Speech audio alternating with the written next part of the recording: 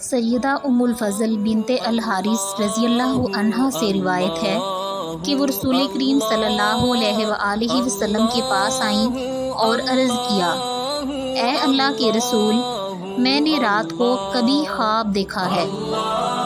آپ صلی اللہ علیہ وآلہ وسلم نے پوچھا وہ کیا ہے؟ اس نے کہا کہ وہ بہت سخت ہے۔ آپ نے پوچھا آخر وہ ہے کیا؟ اس نے کہا مجھے ایسے لگا کہ آپ صلی اللہ علیہ وآلہ وسلم کے جسم کا ایک ٹکڑا کاٹ کر میری گود میں پھینکا گیا ہے۔ آپ نے فرمایا تو نے عمدہ خواب دیکھا ہے، اس کی تعبیر یہ ہے کہ انشاءاللہ میری بیٹی فاطمہ رضی اللہ تعالیٰ عنہ کا بچہ پیدا ہوگا جو تیری گود میں ہوگا۔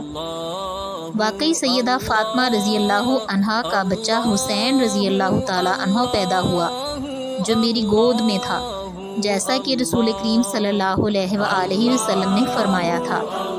ایک دن میں رسول کریم صلی اللہ علیہ وآلہ وسلم کے پاس گئی اور حسین رضی اللہ عنہ کو آپ کی گود میں رکھ دیا۔ جب آپ کی طرف متوجہ ہوئی تو آپ صلی اللہ علیہ وآلہ وسلم کی آنکھوں سے آنسو بہہ رہے تھے۔ میں نے کہا اے اللہ کے نبی، میرے ماں باپ آپ پر قربان ہوں، آپ کو کیا ہو گیا؟ آپ صلی اللہ علیہ وآلہ وسلم نے فرمایا جبریل علیہ الصلاۃ والسلام میرے پاس آئے اور مجھے بتلایا کہ میری امت میرے اس بیٹے کو قتل کر دے گی۔ میں نے کہا یہ بیٹا حسین؟